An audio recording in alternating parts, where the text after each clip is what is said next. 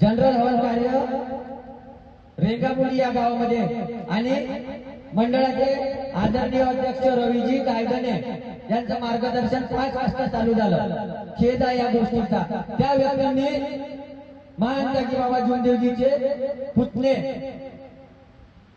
रमेशजी ठुमरेकर यांनी दुकान खोललं म्हणे असं वक्तव्य त्याच्यात केलं आणि तोच व्यक्ती निवडणूक झाल्याच्या बरोबर त्या दुकानात पहिले पेढा ठेवायला गेला। का गेला बाबा? कोणी बोलवायला आलो होतं का? तो दुकान खोलून राहिला त्या पिंकी निवासस्थानला।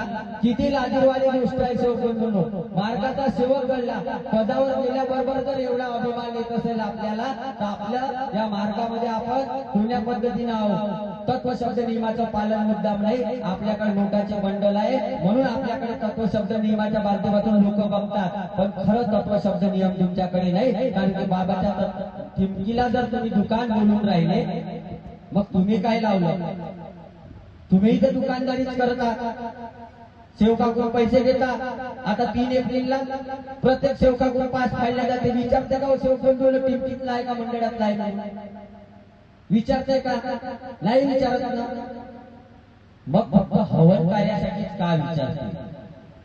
हवन कार्यासाठी तू त्या निवासस्थानी चालत नाही, हा निवासस्थानी चालत नाही, याचा विरोध करायला शिका।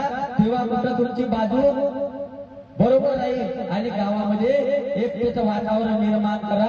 आपले तेही बंधुभाव आहे, आपण आहे, पण ज्याच्यासोबत आपले विचार पटत नसतील त्याला सोडून द्या आणि त्याला समजवण्याचा प्रयत्न करू नका। कारण की मूर्ख लोकांना समजवण्यामध्ये सेवक लोकांना बाबालेच आपल्या दुःखाचं कारण बनवलं, बाबावरच आपत्ती आणली तर तुम्ही आम्ही साधारण सेवक आहोत, तुमचं आमचं काही होणार नाही।